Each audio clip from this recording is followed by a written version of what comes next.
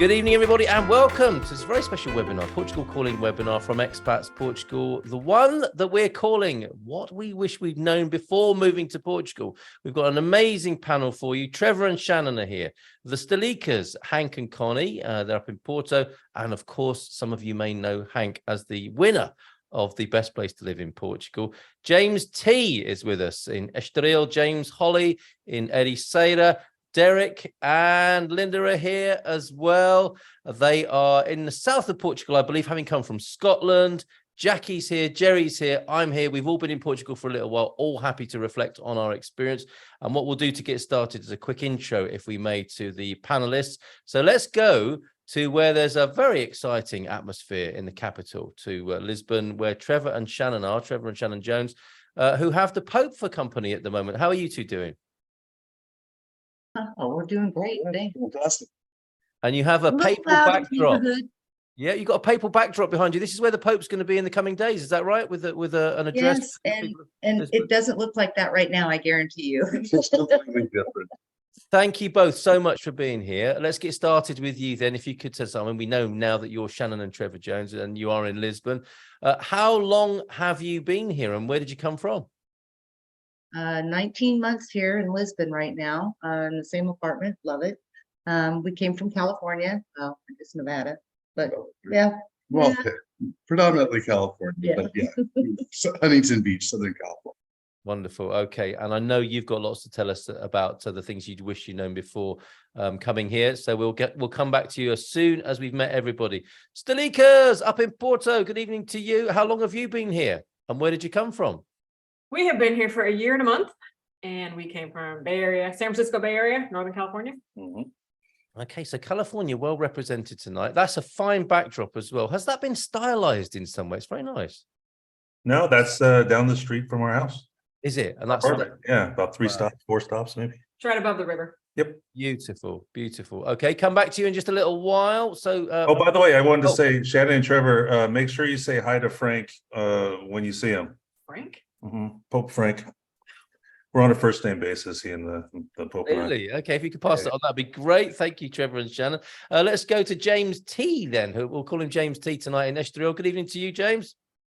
Good evening. I've been here as of next week. I will have been here 6 months. I live here in Estoril, and I'm originally from Los Angeles in the San Fernando Valley. Great. Thank you for being here. That is Cascais behind you, right? Yes. Okay. And I'm sure Anna will be here as well, somewhere too, to represent Cascais tonight, which is also very busy on account of the papal visit. And I've been meaning to ask you this, if I can briefly, James. Adventure filmmaker is what comes up for you on Zoom. Can we expect to see some adventure films made by you about Portugal? No, actually, I'm retired. I don't do that anymore. Oh, okay. All right. Maybe we can coax James out of retirement by the end of the tonight. But thank you for being here. Really appreciate it. Let's go to the other James, James Holly in Ericeira. Good evening to you. Hello. Yes. For those who know me, I am always here. But here means I'm currently in Ericeira. Beautiful coastal town just west of Lisbon. I came from California, spent many years both in the San Francisco East Bay area, same vicinity of Hank and Connie, and also spent quite a few years in Santa Cruz, which was my love location before I came to Portugal. So that's why I ended up in Ericeira. Ah, very good. And I think people the world over know that view and that not a cowboy hat hanging up there. And could be, yeah. For those who don't know, I always forget. I also, on the Good Morning Portugal show, often I'm associated with Banana Slug. So I'm that guy. Just in case a penny dropping for some people there. That's him. There he is. What's that Banana Slug guy? That's there me. He is. Right there, James H with us tonight. Thank you, James, for being here. Let's go to people love a Scottish accent the world over, I think, and we're in for a treat tonight. We've got Linda and Derek Keith with us. Good evening to you both. Hi there, lovely to be with you. I think we're the newest arrivals in Portugal. We've been here for only 2 months. We started the process back in December last year, and we're living very happily in Lagos in the Algarve. Are you fantastic? So representing the south there. Do you like it? Love it. Oh, I thought you might. we're here for good. I was quite confident asking that question. So thank you so much for being here. Which part of Scotland did you come from? We came from just outside Glasgow. Okay, excellent. All right. So there you go. And I think people want to ask you questions just so they can hear you speak some more, Linda, tonight. So Linda speaks much more polite than me, so she'll do most of the talking. okay, thank you, Derek. Brilliant. And let's find out briefly from Jackie, where Jackie comes from as well. Part of the Expats Portugal team, of course. Good evening to you, Jackie. Hi, good evening. I am actually born and raised in New York City, but I moved from Boston, but I spent 20 years in LA and San Francisco. So I think it's I guess it should be surprising. So many of us have these California roots. Yeah. Well, people do talk about Portugal being the California of Europe, don't they? So I think there is a sort of energetic resonance with that as well, which is something we might talk about tonight as well. More people joining us. Wet and windy in Newbury. I wonder which Newbury that is. Orlando as well. Finn and Jill are over there. Thank you for joining us. Yes, shout out in the chat by all means where you are and how it's going for you today. And of course, any great milestones or celebrations that we can share in with your progress coming to Portugal, of course. Newbury in Berkshire. Good evening to you. That'll be in the United Kingdom. Jerry, did you want to say how long you've been here in Portugal? Yes, hi Carl. Sorry, I've been busy letting people come join us. So thank you, Jerry. Yes, I moved here permanently in 2015, but I had a home in Portugal for probably 10 years earlier than that. But I have been here permanent resident since 2015. So 8 years, coming up to 8 years. Well, there you go. Bit of a veteran then, by relatively speaking. And for the record, I've been here since 2017. Fell in love with Portugal in 2007 or thereabouts, and moved here in 2017 and live on the Silver Coast here in Portugal. So thank you, panel. I've been here just a little over 18 months. Well done. Thank you very much. And you're the guy who came with just 3 bags, right? A suitcase, a carry-on, and a backpack. That was it. Notably, which is, I think it's always fascinating for some people as they look at their pile of stuff, wondering what to bring with them. You took a very minimal approach coming here, James, didn't you? Incredibly liberating, I have to say, yes. Yes. Talking of stuff, the Dream Team session at 9 tonight. Luis Duarte from GIR will be joining us. So it'd be great to be talking to Luis about moving things to Portugal. Dream Team session, of course, anything you want to know about moving to Portugal in the most general sense and with the most brilliant team, 9 o'clock tonight. Let's get underway then with these things that we'd wish we'd known before moving to Portugal. Can I go back to the Joneses then and get some reflections from you, please?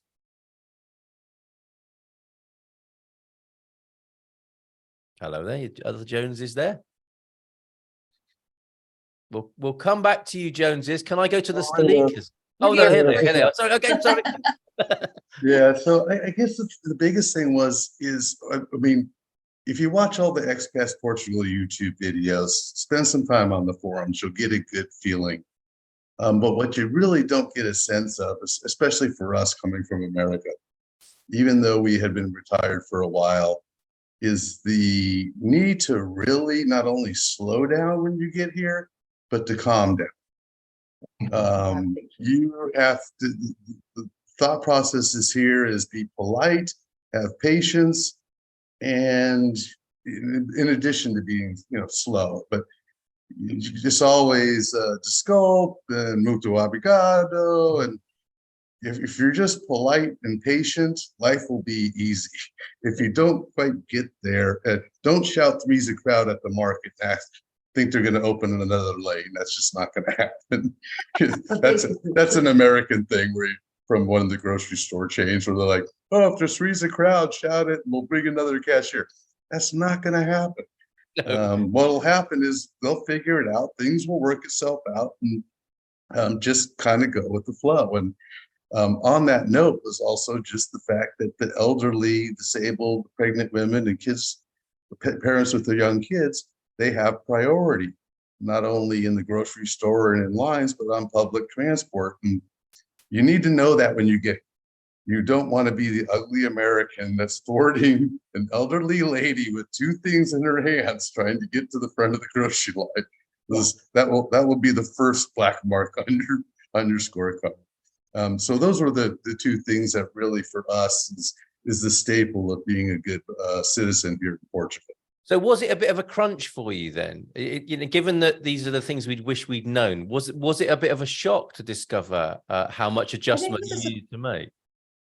Not a shock. I think it was a surprise, a pleasant surprise, actually, because it's like, hey, that's pretty nice that, we'd let the elderly and people with kids in front of us, or somebody that just has one item, and we have a grocery cart. It's just the polite thing to do. And we see it all over the place. But it's on public transport. And even if you aren't in the section of the public transport that's designated for that, you should be giving up your seat if you have a seat on the metro or anything to anybody else that is like that. But I think for us that was one thing, but just calming down as an American coming to Portugal. It's slowing down's easy. Calming down after 50-something years and fast-paced United States took us probably a year to calm down. That's really good to know. Maybe, Trevor, it's just. It took Trevor a year. Shannon, how about you? I felt like we fit in pretty well. It did take me a minute to say, hey, they just cut mine. I get it. So. Well, and I get it as well. Thank you for sharing that. It's a very important point, isn't it? The cultural adjustment. I don't know if it's as extreme as somebody I met yesterday who described themselves, get this, as a recovering American coming. Seriously, that's how they described themselves yesterday. And I thought, they're not joking. Like this, they are so glad to be here. Don't get me wrong. That's part of it. The sort of palpable relief and the reflection of, the old place and contrasting it to the new place, recovering American. So that might be a theme that comes up a bit more later on this evening. For the time being, Joneses, thank you very much. Stalika's in Porto. Do you resonate with that, this cultural adjustment? For sure. The slowing down, the calming down, the walking slowly. There's no need to go around people on the sidewalk. Just slow down. The next metro will still be there. The need to run and hurry because Trevor's right. 50 years of doing that is hard to break, but it is really nice to not have to be all go all the time. Yes. Well, if the question is for the theme of the show, what's something you wish you had known before you got here? I have to say that there's very little that I can say about that. I was actually struggling to find things to mention because we over-prepared for coming here. I did. So I kind of, the one thing that really surprised me was how prepared we were. And so how there were so few surprises. But there are a couple of things that I was able to come up with because the biggest fear that I had, especially for Connie, was, how hard was it going to be to make friends? You get your apartment, you get here, you go through all this work, and then you're like, well, what now? And, we've ran into some people who have had that happen with them. But the big surprise that I wish that I would have known before we came here was how easy it is to make friends if you make any effort at all, especially up here. That's one thing. Another thing was, a lot of people were saying, oh, when you get to Portugal, you're going to lose so much weight because you walk everywhere and the food's so much better. This is a lie from the pit of hell. Because still waiting. Because I put on a ton of weight here because Superbach is awesome and the pastelerias are everywhere. So you end up doing a lot of walking, but it's from one pasteleria to another, as somebody told me, which is fully true. And as Americans, triple XL here is like small. So trying to find clothing, and if you have bigger feet like I do, that could be hard. I would have brought more clothes with me. But in those things, Connie might have one or more two things to mention. And I will say that's for his bigger feet, bigger body. You can find clothes here. He can find clothes here. But if you don't want to have any stress or any angst, bring 2 pair of shoes or your flip-flops and your tennis shoes. So you're not like running around everywhere trying to find it when one breaks, because Can't just walk into a normal shoe store and get his size. You got to go Good find. to know. Yeah, that's really helpful. Yeah, thank you for that. And we've got a question already from Sean, which picks up on your over preparation. Now, as I recall, Hank, your first scouting mission was to stress test and break the idea, wasn't it, of coming to Portugal, which is quite a bold and daring approach to this. Could you tell us more about that and answer the question for Sean? What is an example of over preparation? Well, over preparation, you talk to all the different people who come here, and they will talk about. It's common for people to say, "Oh, well, I did all this research on international living, and then I hopped in with, all the different expat communities and all those sorts of things to get a feel for it." But I did a deep dive on everything and said, "Okay, well, what is the health insurance going to be like? What's the cost of living going to be like?" I made many, many, many friends before I even set foot in the country. And we did, through Good Morning Portugal. And Carl's like one of the best human beings there is in the whole face of the planet. And thanks to him and many others, Jerry and Joao and Joel and Maddie and all these, and Antonio and all of that, I had a good feel for what was going on, and I had tons of questions to answer before I even got here. And then Carl made a fantastic suggestion early on, years ago, on the original Good Morning Portugal, was like, if you're going to come here, you have to come for at least a month if you really want to get a good feel for the country. And I'll say that he was wrong about one thing. You really need to come here for even longer than a month. Isn't enough time. I mean, it's just not. It's an overview. It's a good overview. Yeah. So we actually did. Oh, wait a minute, Hank. I gotta disagree with you. We stepped foot off the plane, went into our apartment with the keys. Yes. Yeah, I mean, some of you people need to do all this preparing, but us. Well, that's what I was saying. That's what I was saying. We were over prepared. That's right. That's right. That's what the question was. Well, how did you over prepare, right? And so that's what we did, and we came way too much. And I'm fascinated by you, just incredibly brave psychopaths that just will come and say, "I'm coming," and then you're incredibly happy. That just blows me away. That I would have thought that so many people would have been taking this huge risk, and then you guys just come. You're just like 100 times braver than I am. But you're united, aren't you? In given that you over prepared and the Joneses kind of just got on a plane and came here. Yeah. You're all very happy still, despite those, what seem to be polar opposites in terms of coming here. The great news is that you're delighted to be here. I'm going to move. I'm kind of on the other side of that spectrum. Just as a comparison, I wanted to do something similar, boots on the ground, before I started figuring it out. And then COVID came and I couldn't leave the country. And I just made the decision. I said, I know enough that I feel it. I felt a draw. It wasn't on a level of logic and intellect. It wasn't on a level of going to every single city and seeing, what kind of beer they serve. It was just a feeling. And I made the decision, okay, I'm going to get the visa process started so that when I can get out of this COVID trap, I can go. And I came with the intention of staying. I didn't look back. I made a decision from California, got here, been here, loved it. So not too unlike a few of the others. Yep. So ultimately, there's no right way or wrong way to do it. You have to do it the way where you can feel safe and you can feel comfortable and you can feel right about what you're doing.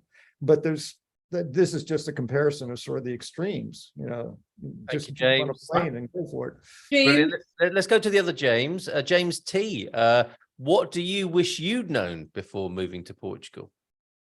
Well, I have to agree with Hank. I did a little bit of over preparation. I'd been to Europe before, so I kind of had a sense of what the societies are here like here in Europe. And I tried to be very prepared, but the one thing that I really kind of regret was not finding Expats Portugal sooner.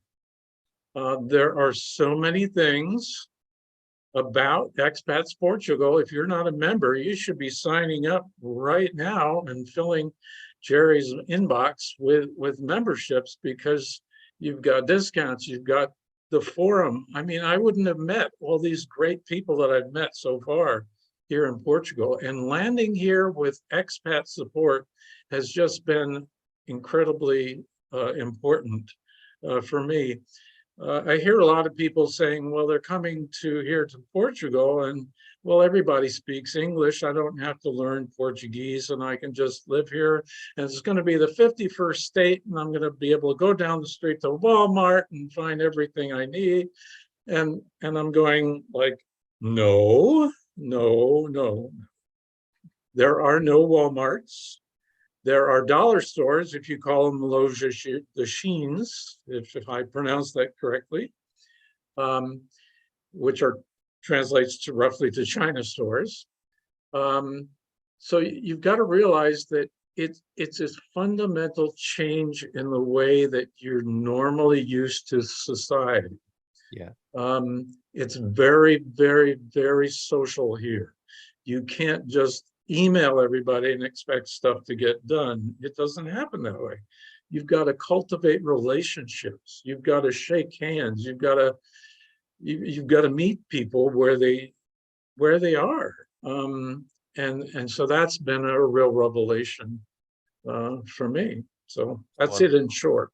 Thank you, James. Well, we'll definitely come back to you. And I think Hank might have said this is a relationship-based culture, not a transaction-based culture. That's a really nice shorthand, I think, for the major cultural adjustment, or one of them. Anyway, let's go to Lagos and to the Keiths. Derek and Linda, what came immediately to mind for you with this question of what you wished you'd known? I mean, it's a few weeks, isn't it, you've been here, but I'm guessing some things have already occurred to you that you wished you'd known before you'd moved. Well, we've been coming to Portugal for the last 14 years on holiday. Okay. Often 3 times a year. So we knew a lot of what you're saying, we absolutely resonate with, especially the culture, getting to know people, the slowing down. I think it's also about respect. It's respect for it's a different culture, different way of life that you're coming into. So I think we didn't find that, don't think so, a start. It was quite seamless to come in. What I do agree is what you're saying about the forum. Had we not got the advice that we were looking for within the timelines to get to know the processes, which I think are by far the most important thing, to know what comes first in a timeline. If we hadn't got in touch with the dream team, I think we would have found it a lot more difficult. Now, that's not to say there aren't ups and downs along the way. One thing I think you have to respect here is come back tomorrow. It's a bit like the Wizard of Oz, you know, you can't have it today, come back tomorrow with more documents each time. So I think you get used to that and the patience that you actually need to follow a country's processes, but you also need to be prepared for it. So I totally resonate with what you're saying. I think the forum has been fabulous for giving the advice, putting us to the right people. We had a wonderful team behind us. Yeah, I mean, Gilda and the team, Nunu, and all these people, I mean, they made it so fast for us. In fact, it actually overtook us because we were expecting to get our residency around about October, November to go to CEF. So within 7 days roughly of getting the D7, we were saying, oh, you're going to Lisbon? And we went, what? So that was a kind of panic, but it was a nice panic. Yeah. But I mean, for me, I probably didn't expect that.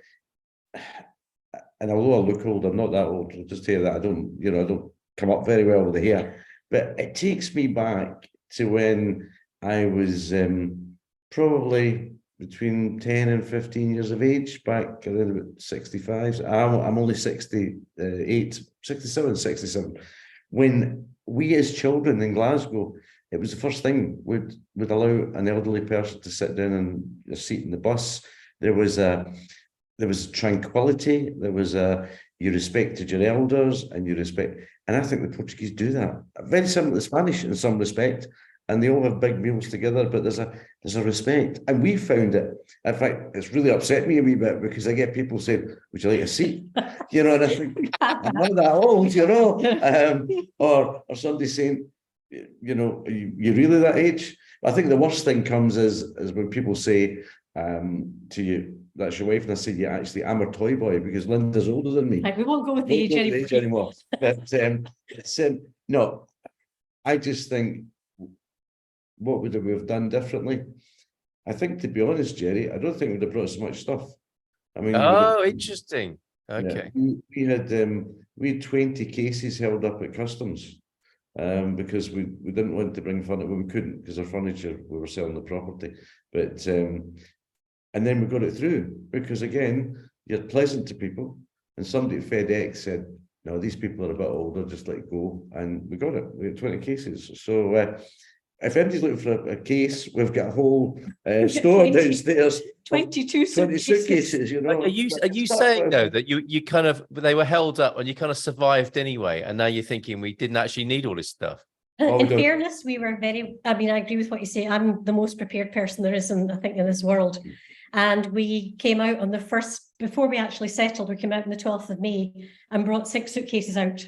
We were prepared with what we actually needed to get started. We knew what the apartment had, so we were fine with that. So I think there's a message in here about really knowing what it is you're going to absolutely miss, that you can't live without. Yes. And sorting your life out accordingly. Now, we've still got, our neighbours are still holding about 20 stacker boxes full of materials and different things for us, but you do learn to live with less. Yeah. Yes. And Brenda, who's watching from the UK, 3 days ago, we discovered that Greg's, which is a big bakery in the UK, from the Newcastle, you can get their steak pies, you can get their steak bakes, and you can get their sausage rolls at the food store in Portugal. No way. That is the Yes. bombshell news tonight. We've Greg's. got freezer full. We've got a freezer full. We've got a freezer at Wharton to store Greg's stuff. Guess where Carl's going tomorrow?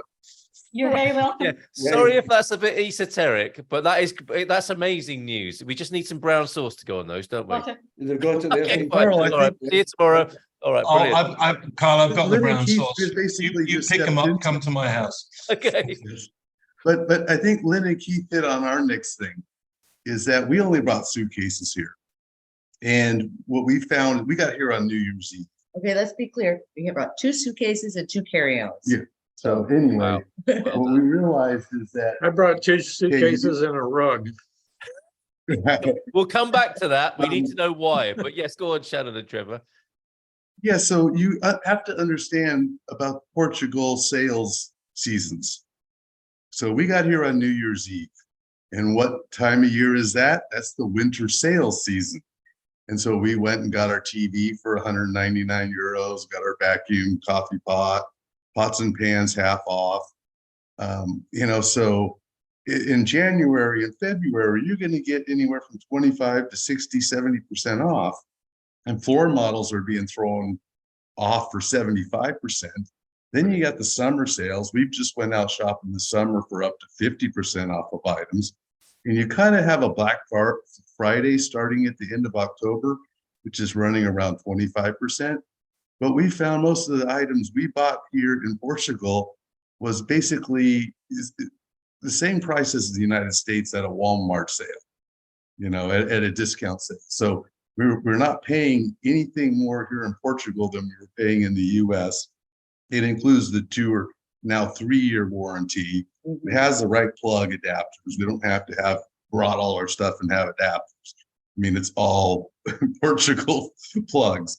And everything, everybody, I think Shannon's brother, who was retired Army, is like, you have to find out what they wear and buy clothes that fit in. And they wear stuff that we bought in America.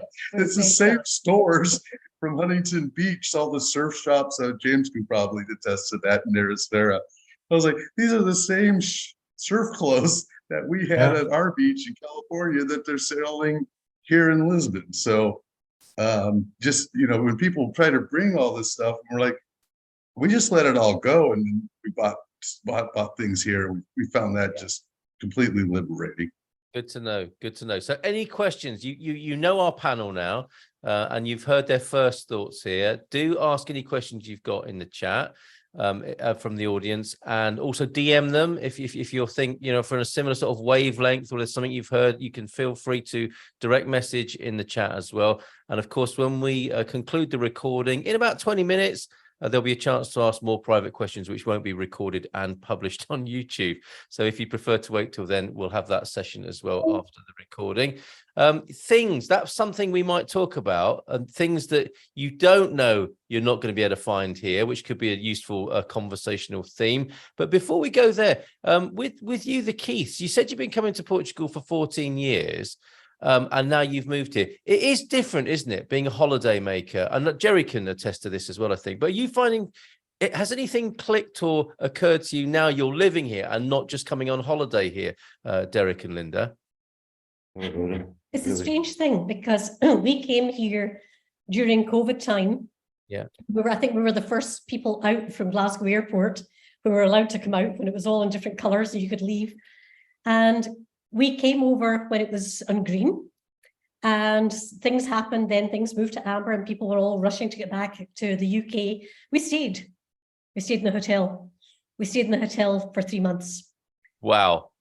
And I think it was that time that you realize that sometimes in difficult circumstances, what it's actually like to be in a culture. And I think that was one of the things, and strangely, where COVID was such an awful experience for so many people, for us, there was a positive there that we actually got to be here and to see the country a little bit more.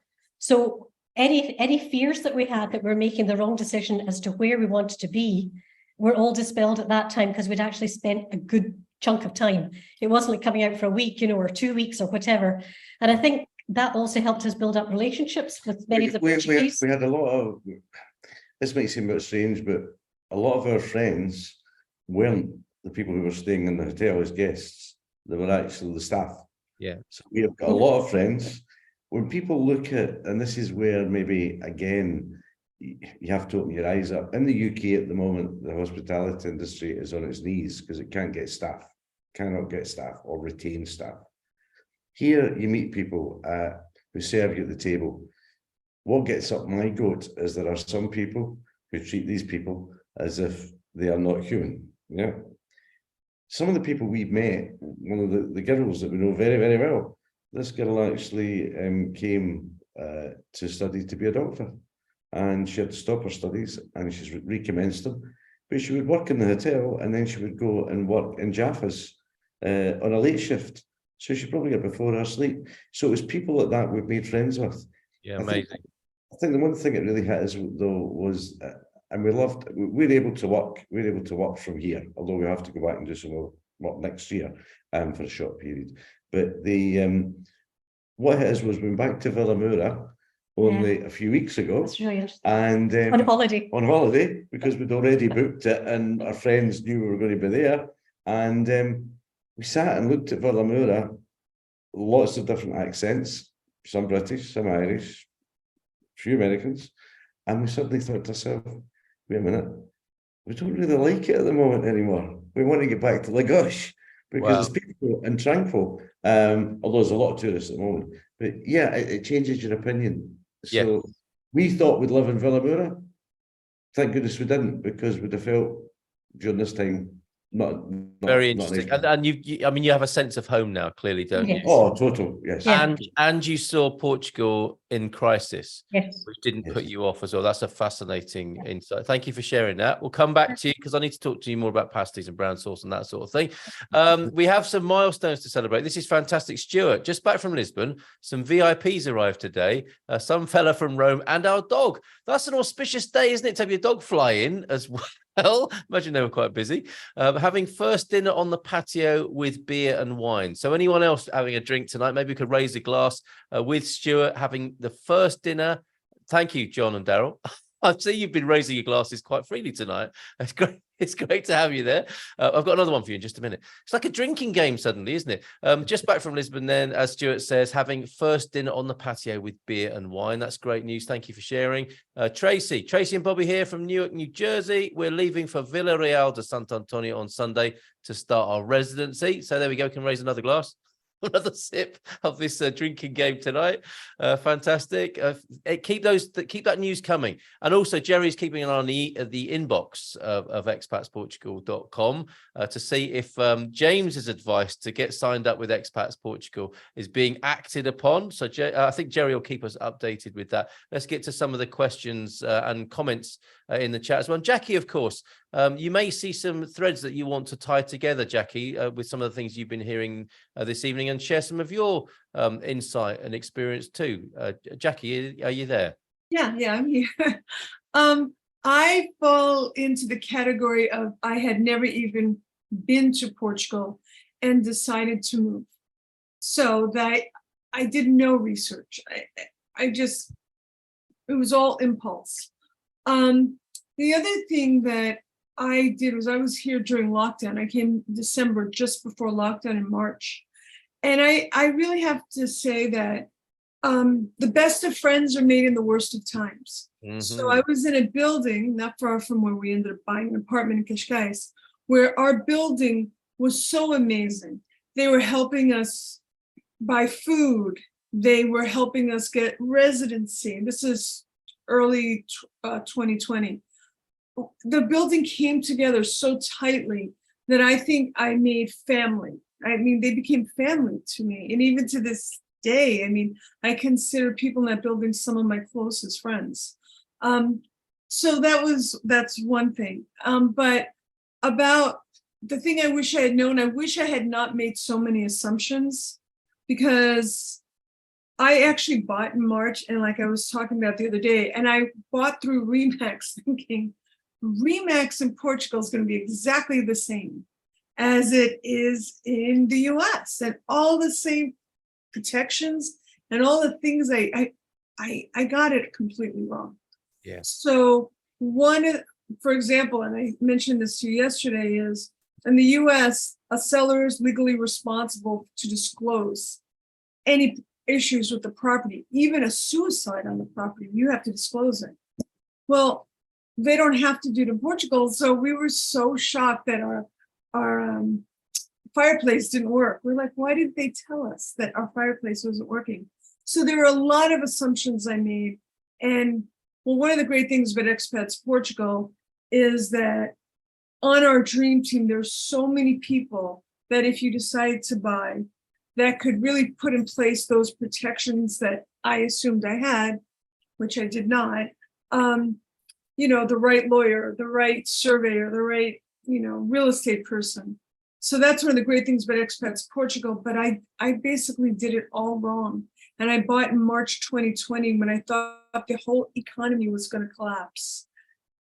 And it was a really scary time because we were just going into lockdown. So I think I'm with you, what you said, and you mentioned that starting a business here, you made a lot of assumptions as well. So I would say just the fact that you're probably not making as many assumptions as I did, but it's easy to do. Yeah. It really we know that, don't we? We know that it's dangerous. All our lives long, we've known it's dangerous to make assumptions, and still we do. Yeah. But in this regard, in moving to Portugal, perhaps we can have a new thread on the forum, which is assumption, like fact checking. It's like assumption checking. I just want to run past something, run something past everybody in the forum here. Am I right in thinking that X, Y, or Z? And it's like, no, you're not. Here's what happened. Here's what actually happened. When you think Remax is the brand the world over with the same approach the world over, it is not. We could definitely have an assumption checking thread over on the forum, and a thumbs up from Hank and Connie on that, who I'm sure will be all over it as well if we do that. Thank you very much. Sorry, who's that? Is that James? If I may, I have one or two things that not too unlike Hank, it took me a little while to figure out, but I had a couple of things before we move on that I wished I had known before I got here. First and foremost while my administrative experience has been very, very smooth across the board, with the one exception was in acquiring my driver's license and getting that exchanged. And that policy changed while I was here. But initially, we were required to have certain documentation from our state in the United States that I didn't know before I got here. And it's very difficult to acquire those documents when you're in Portugal. fortunately, I had a very good friend living in California who was willing to do all that stuff for me to acquire those documents and get them where they needed to go. Otherwise, I would have had to buy a round trip ticket to California to get that stuff done. Primarily, it's in getting a certified copy of your driving record. And that needs to be first notarized, and then that notary needs to be apostilled in the state of California. And those things have to be done, with signatures and so on. So that was a real struggle for me. Since then, the law has changed so that basically, if you have a valid driver's license, you can exchange it as I don't know the process, relatively simply. But the exception is anyone over the age of 60 has to do it the way that I did it when I got here. So you need that documentation. And that's the one time I said, wow, if I had known that before I came, I would have just gotten those documents taken care of, so that to me was very important. And one other short small thing, because I'm still working and I'm working remotely with clients in California. So I'm making a US income in Portugal. And I was told that, well, you don't need to worry about that till you're a resident. So my first, well, no, I became that's right. I don't remember exactly how it worked, but I decided, oh, okay, well, I don't need to file taxes for the year 2021 because I got here and I wasn't a resident yet. So I don't need to worry about that. But I registered a business for the upcoming year. And I didn't realize that as soon as you register that business, you become liable for any income that you make for reporting it, whether you are filing for that year or not. So I was then subject to some fairly significant fines because I didn't know that. So my advice is, if you continue to work in Portugal, get a competent Portuguese accountant immediately so that you don't end up 3 months behind and having massive fines that you have to pay because you didn't know. Which So is those not as easy as it sounds, by the way. So Yeah, there's another the thread. key is There- incompetent accountant, Yeah. people who are willing to represent you and do it correctly. Yeah, that's another thread, very likely on the forum. People who are running businesses who want to get their heads together and share notes on that. Thank you, James. Much appreciated. We got some questions. And don't worry, if you prefer you to ask your question in the non-recorded part of the webinar, we'll be doing that soon. But some quickies if possible, and maybe the panel, rather than going to every household from the panel, we could cherry pick a few of these for people who would like to just step up and answer them. Before we do that, we've got some words of comfort for Americans. Apparently, according to Laura, even stressed Italians that arrive here do manage to calm down after a while. So in the whole spectrum of people who need to calm down, even Italians manage to calm down in Portugal. And Laura continues to say, a new country life will always be stressful. Once have to put in mind, once you're prepared to that, maybe it will help. Okay, so it's all about the preparation. If you're that kind of preparation person, which some are and some aren't tonight. Thank you, Laura, for that. We need to get the info on virtual mailboxes, so we'll come back to that. Bruce asked a great question. Who can answer this from our panel? Any thoughts on a couple moving to a very rural area? I don't know if that fits the bill of anybody here tonight. Castelo David in Porto Alegre district with a minimum expats and being accepted, making friends. I don't want to be viewed as a pushy or overbearing American lol. Who would like to take that from our panel? Well, we moved to Vila Nova de Gaia in an area that is primarily Portuguese. It's not rural, obviously, but here, it can be, you can go around and not find people who really speak English all that much, or you can go in neighborhoods where they don't speak at all. But the same thing works here as works everywhere, and that is, I think, to treat people with dignity and respect and be humble. You're a guest in this country, always remember that, and learn as much Portuguese as you can. And obrigado and bom dia goes a heck of a long way.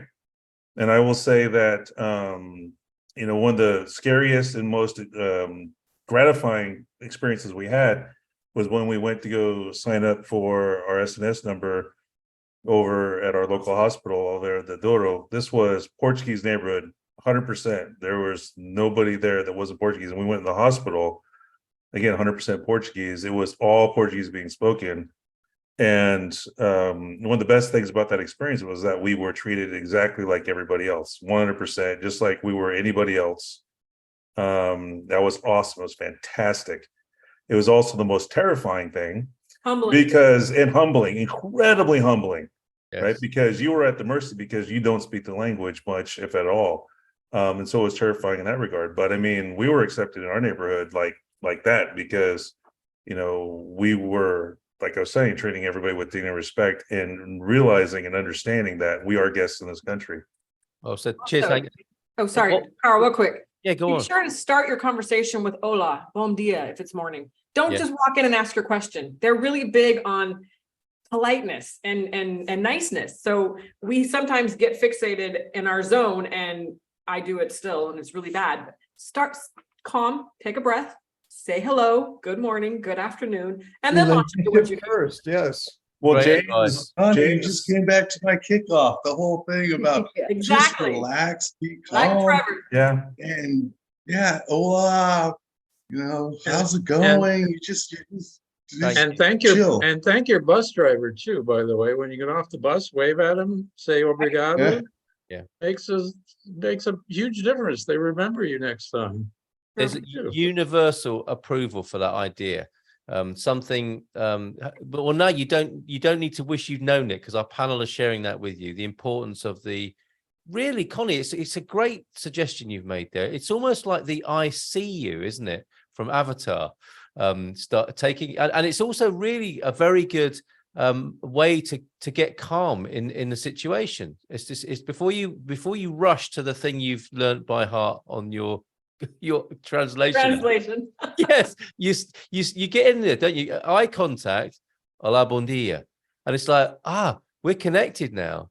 And then you can struggle with your memorized thing on your phone, or show them the phone. But it's a leveler, isn't it? And it's a connection. So brilliant advice, universally suggested, I think, from our panel. Who's that? Is that Hank? no, yeah. James taught me one of my favorite sentences that I use all the time now. James H. Banana slug, the great James, the world famous James. But Formerly, The James. James. Yeah. Is that what he taught you to say? Or No. Yeah, he taught me to say that. Yes, he taught me to say that first. Right. But Okay. the Muito other- bem, Hank. Obrigado pela minha língua. Thank you for speaking my language, because there's Portuguese here, and it's a courtesy when they do speak English to you. Well said. That's brilliant. And I see what you did there, like saying thank you for speaking my language, but in Portuguese. Very good. Very good. Carl, Yes, one of the go other ahead. things I didn't realize, and this is to Connie's point, I was used to saying in English, I'll say, excuse me, sir, can you help me, blah, blah, blah. And that's relatively polite. You don't do that. You say hello and good day or good afternoon. Saying desculpe, can you help me, is it possible? That doesn't really cut it. But one of the downsides, which anyone who's driven in Portugal will know, the most civilized people suddenly get crazy on the road. Yeah. So and they really love to tailgate. Like it's really one of the most shocking things.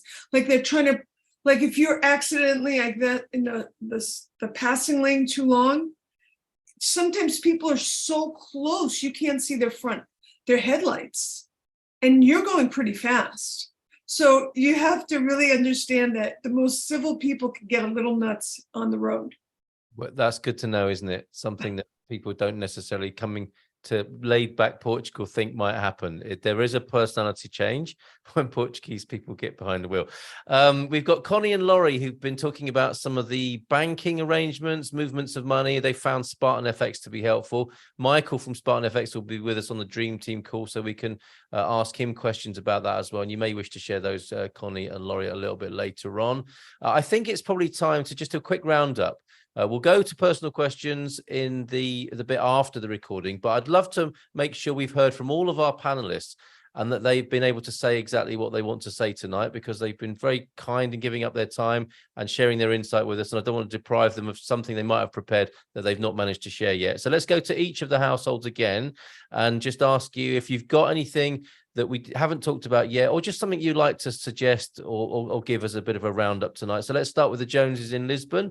Anything we missed earlier, or anything you'd like to say now in rounding up?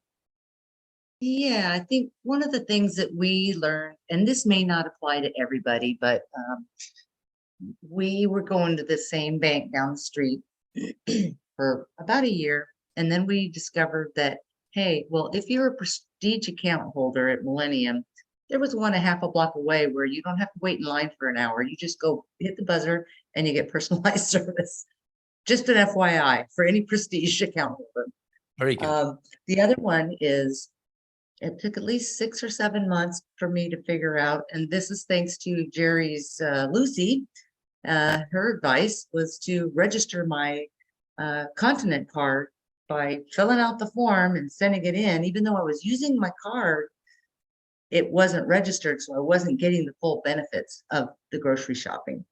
So when you get discounts, it'll actually show back up as credit, cash credit on your account, and other things. Because in the United States, you can grab like a Smith's card and just start using it, and you can get the benefits. You didn't have to send in your info. Here, you have to send in, and they have to process it in order for you to start getting the real money. And if we would have known that, we would have saved another $500 for 6 months. Wow, that's worth it. And then this is a cultural thing again, though, isn't it? Generalizing the point, validation is part of Portuguese mindset and culture, isn't it? You can't, again, it comes back to an assumption. I've got the card, I'll be having the discounts. But sometimes, a bit like your NIF number validations, you need to go online and do that. You can't just assume because you've given your NIF that you're going to get that tax relief. You have to go onto the finances portal and validate those purchases as well. So it's maybe a similar thing with the Continent card, which is incidentally is one of the big supermarkets here. Validate it. It's the same as service. Yeah, it's the same as Pingo or anybody else, but it's when you're checking out, there's the 2 questions. The first one is Sacco now. The second one's NIF, and you say on the card, and then it pops up on the screen, obrigado, and there it is. But yeah, without registering your card, and then you just say, yes, it's on the card, and then they have online, and you have your receipts, and you have everything. Brilliant. So you have to go through that whole process. Thank you very much for the time being. We'll go for it into free-for-all Q&A after the end of the recording. But for the time being, thank you very much for being here tonight and sharing your insight, Trevor and Shannon.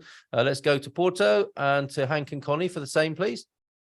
One thing I have struggled a bit with is in apartment living, especially here in the city, you have to be home for your packages, especially if they're bigger, because if they end up taking it somewhere after 3 tries, then you have to deal with getting it back to your house. And anyway, it's just a different way of thinking. And in suburbia, in Northern California, they'd leave it on my porch. No big deal. They don't do that in apartment living. So be aware, if you really want your package to arrive and they tell you a window, you got to be home for it. So and I'd like to add just very briefly, because I live with Portuguese people who understand the system, how to do it. You can rent lockers at Continent. There are certain businesses you can designate as your delivery place so that you don't always have to be home for delivery. Just use that address, then you can go pick it up when that business is open and it's convenient to you. So there you go. more knowledge. The other Some thing of I think, those are out of business though, so you have to be careful. Say that again, James. I said some of those are out of business. They may have lockers there, but they're no longer in business. Okay. oh no. Right. Okay, the other thing I think was also a James Hawley thing, so he can speak to it more, but dual authentication. If you get rid of your US phone and you come to Portugal with your new Portuguese number and you have banking and different things that require dual authentication, you're going to run into a snag here in Portugal. So don't get rid of stuff too fast when it comes to needing dual authentication. That's for the minimalists, isn't it? Who are burning all their bridges. That's a really difficult one to overcome if you do that. So James, when we come to James, if you could say something more on that, that'll be really helpful. Hank, did you want to add anything in conclusion tonight? Shannon and Trevor are totally right about the Continent thing. The Continent app is fantastic. And if you are coming to visit, reach out to people who are here on this panel. I mean, Trevor and Shannon really love meeting people. We love meeting people. Jerry loves meeting people. We had lunch with him when we first came. I can't speak for everybody else, but it's one of the great joys to do. So don't pass by if you have that opportunity. If you're around Porto, come see us. Mm-hmm. That's a really kind invitation. Thank you very much for making it. And sometimes even Jerry's at the airport with a bottle of champagne. We've not seen it yet, but there is talk of this mythical moment, isn't there? We'll ask him about that directly in just a moment. James T. then in Estoril. In conclusion, for the time being, certainly for the recorded part, is there anything we missed from you earlier on? The only thing that I would add is that I don't have experience with this because I plan on staying here in Portugal permanently, but the few things that I've read about people who have decided to leave, that they don't want to be here anymore, is that it seems to me that their families are the issue that has caused them to move back. So you want to make sure that everybody in your family, particularly the ones who are coming with you, understand exactly what they're getting into here. Make sure that you take your entire family here on an extended trip so they can get the feel for the society in here and what it's like, particularly for like a teenager who's trying to fit in. When you change the entire societal structure on them, it's going to be a difficult adjustment. So that would be my only caveat on that. That's great. And subsequently, as you say, one of the great challenges is missing family, isn't it? And that becomes insurmountable for some. What have you heard, James? Is there anything you use yourself as a way to mitigate or make that? It's never going to be ideal. It's a fact, isn't it? You've moved away from the family, but are there better or worse ways of managing that relationship? Well, I mean, you just have to kind of stay in touch. I use Facebook a lot to keep in touch, and I constantly publish stuff for what I'm doing so that people can see that I'm actually really attached to Portugal. I do a lot of walking and I take pictures as I walk around and I publish those to Facebook. And that gives them an opportunity on the other side of the Atlantic to pop back in on their own time and say, oh, well, that's beautiful there. And how are you doing? And it gives a chance to open a line of communication that, maybe it's difficult with the time change to do actual phone calls. Yeah. So for me, that helps a lot. That's really good to know. Thank you very much for being here tonight for the recorded part. And I hope you can stick around with us for the Q&A free-for-all afterwards. James Holly, then, this thing about making sure some people don't even know what this is, dual authentication, is it? Yeah, well, basically what my experience was, I don't know that this is specifically what Connor was talking about, is that until you use every device from a Portuguese address, electronic device, the security is going to kick in. They're going to say, we don't recognize this address for this account. Mm-hmm. And they're going to want to make sure that it's you. And they're going to want to do that by sending you an SMS on your phone, in text on your telephone. Well, if you've gotten rid of your US phone number, they can't do that. So one of two things: keep the phone long enough that as you use your devices, you can get those messages and authenticate from Portugal, or just make sure that you get everything done before you get rid of your number. So that's the thing that I ran into is I said, oh, I don't need this. I'm not making long distance calls. I've got WhatsApp for people in another country.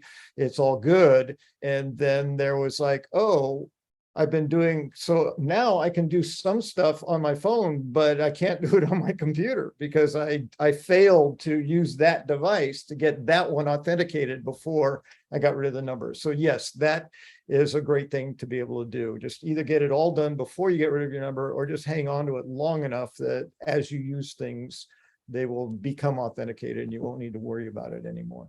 On a similar theme, James, Sarah Davy often recommends keeping your little bank authenticator as well. Some, again, minimalist. I won't be needing that anymore.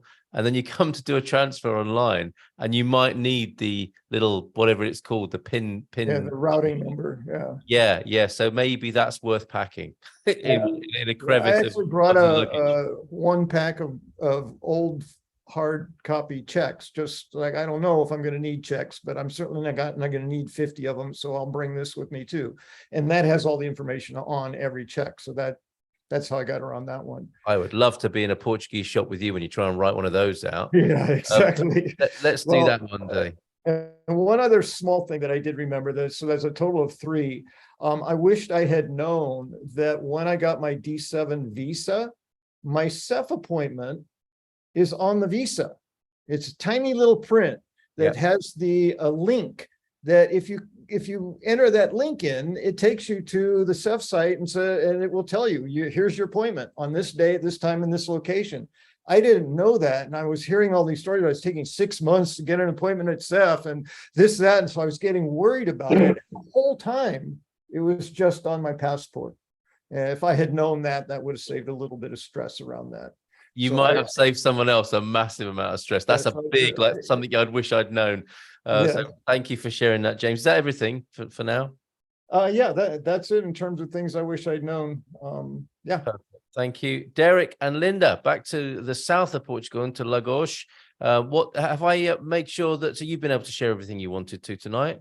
Yeah, the only thing I would say is listening to some of the things, one of the things that we should have learned from having been on holiday in Portugal for a length of time is the postal system.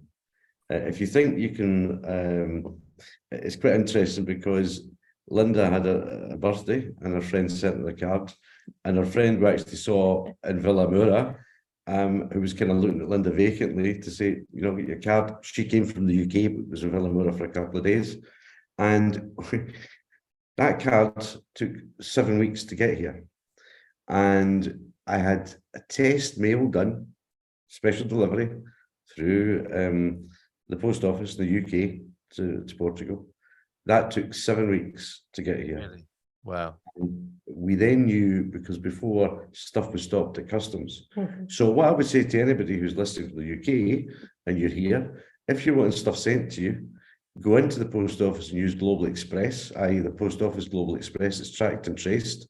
It's not cheap, but it arrived in 4 days. And the CTT guy came and said, oh, you're British, there you are. So that's a good way to do it. The other thing is, we haven't quite worked out how we're going to send Christmas cards back to the UK, because I think that could be quite a problem. So I think online, I think.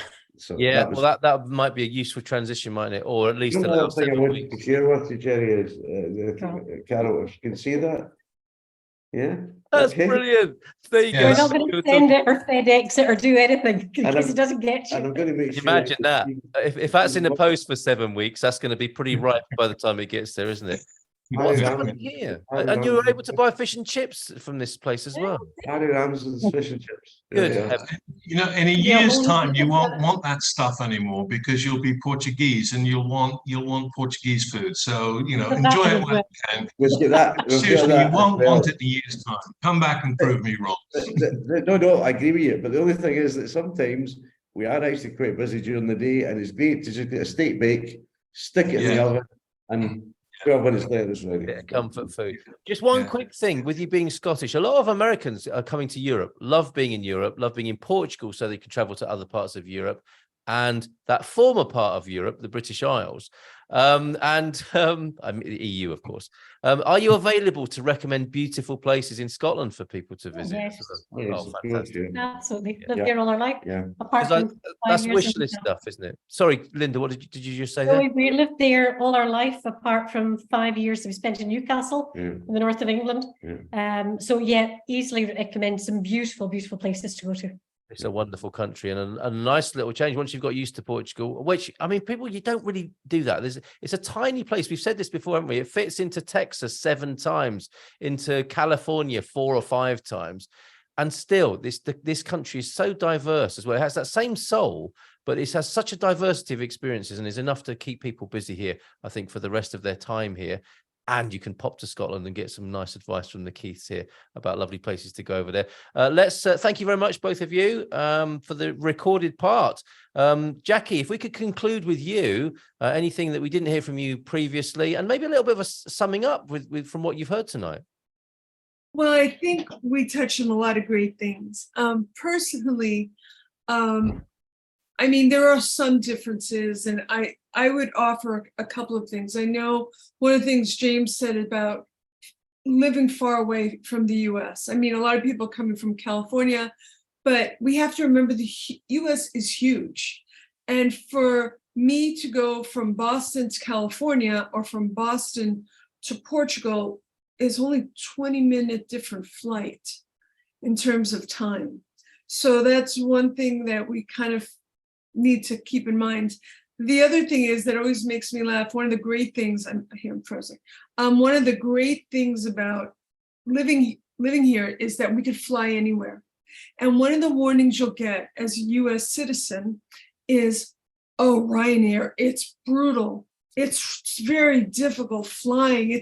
And you hear this all the time. And unless you've taken a US airline, you don't know what brutal is. And so when we had all these airlines, we're like, these are great. They're so luxurious. And we're like, what are they even talking about? And then we realized these people are really used to like traveling where people treat you humanely. And that's just not what happens in the US. So inter-European travel is comfortable, it's cheap, and it's great, especially if you're an American. That's fantastic. Which leads us to Jerry, really. Given that Ryanair is an Irish airline, you do get that warmth and humour on Ryanair, and you need it, quite frankly. You do. You do indeed. And they're constantly threatening to charge for standing only and charge to use the toilets and things like that. But it's all part of the fun of Ryanair. I quite agree with you, Jackie. It's a bus service and it's perfectly good. And if you plan your trip properly, you can probably buy, 20 euros from here to Paris without any difficulty. And we can travel across Europe as easily as Americans can travel across the States. Yeah. And we're all fairly familiar with that from Portugal.